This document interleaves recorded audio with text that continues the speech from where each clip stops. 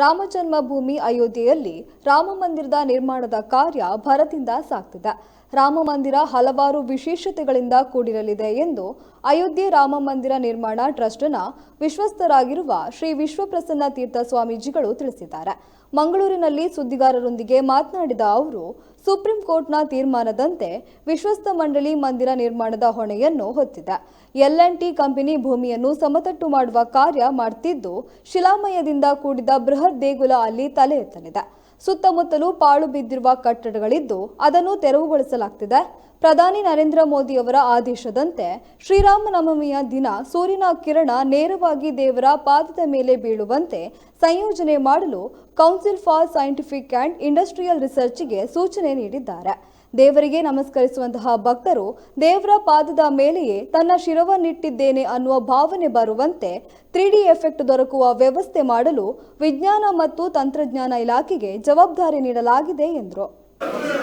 ಶ್ರೀರಾಮ ಜನ್ಮಭೂಮಿಯಲ್ಲಿ ಮಂದಿರ ನಿರ್ಮಾಣದ ಜವಾಬ್ದಾರಿಯನ್ನು ಅದಕ್ಕೆ ವಹಿಸಿಕೊಟ್ಟಿದೆ. ವಿಶ್ವಸ್ತ ಮಂಡಳಿಯು ಅದರ ಜವಾಬ್ದಾರಿಯನ್ನು L&T ಕಂಪನಿಗೆ ನೀಡಿದೆ. ಅದು ಇವಾಗ ಕಾರ್ಯಪ್ರವೃತ್ತವಾಗಿದೆ. ಭೂಮಿಯ ಸಮತಟ್ಟು ಕಾರ್ಯ ಪ್ರಾರಂಭ ಆಗಿದೆ ಹಾಗೂ ಶಿಲಾಮಯವಾಗಿರತಕ್ಕಂತಹ ಬೃಹತ್ತಾದ ದೇಗುಲ ಆ ನೆಲದ ಮೇಲೆ ನಿಲ್ಲಬೇಕಾಗಿದೆ. ಅದಕ್ಕೋಸ್ಕರ ಆ ಭೂಮಿಯ ಧಾರಣ ಸಾಮರ್ಥ್ಯ ಏನು ಅನ್ನುವ ಪರೀಕ್ಷೆ ಇವಾಗ ನಡೆದಿದೆ. ಹಾಗೂ ಸುತ್ತಮುತ್ತಲ ಪಾಳು ಬಿದ್ದಂತಹ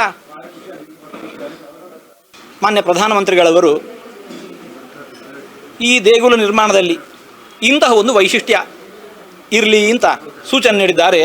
ಅದು ಶ್ರೀರಾಮನವಮಿಯ ದಿವಸ ಸೂರ್ಯನ ಬೆಳಕು ದೇವರ ಪಾದದ ಮೇಲೆ ಬೀಳಬೇಕು, ಪ್ರತಿಮೆಯ ಮೇಲೆ ಬೀಳಬೇಕು, ಅಂತಹ ಸಂಯೋಜನೆಯನ್ನು ಮಾಡಿ ಅಂತ ಹೇಳಿಕೊಂಡು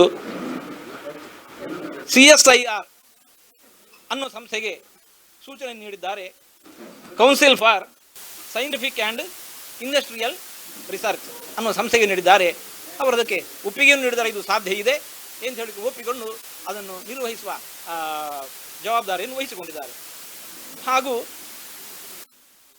ನಮಸ್ಕರಿಸುವಂತಹ ಭಕ್ತ ತಾನು ದೇವರ ಪಾದದ ಮೇಲೆ ಶಿರಸ್ಸನ್ನಿಟ್ಟು ನಮಿಸ್ತಾ ಇದ್ದೇನೆ ಅನ್ನುವ ಭಾವನೆ ಬರುವ ಹಾಗೆ 3D ಎಫೆಕ್ಟ್ ದೊರಕುವಂತಹ ವ್ಯವಸ್ಥೆ ಬೇಕು ಅಂತ ಹೇಳಿಕೊಂಡು department of science and technology ಈ ಸಂಸ್ಥೆಗೆ ಅದರ ಜವಾಬ್ದಾರಿಯನ್ನು ಕೊಟ್ಟಿದ್ದಾರೆ. ಅವರು ಅದಕ್ಕೆ ಒಪ್ಪಿಗೆ ಮುದ್ರಿಗೆಯನ್ನಿತ್ತು ಆ ದಿಶೆಯಲ್ಲಿ ಕಾರ್ಯಪ್ರವೃತ್ತರಾಗಿದ್ದಾರೆ. ಭೂಮಿಯ ಧಾರಣ ಪರೀಕ್ಷೆಯೇ ಮೊದಲು ದೊಡ್ಡ ಕಠಿಣ ಸವಾಲು. ಅಲ್ಲಿರುವಂತಹದ್ದು ಈ ನಮ್ಮಲ್ಲಿರುವಂತೆ ಗಟ್ಟಿ ಮಣ್ಣು ಅಲ್ಲ.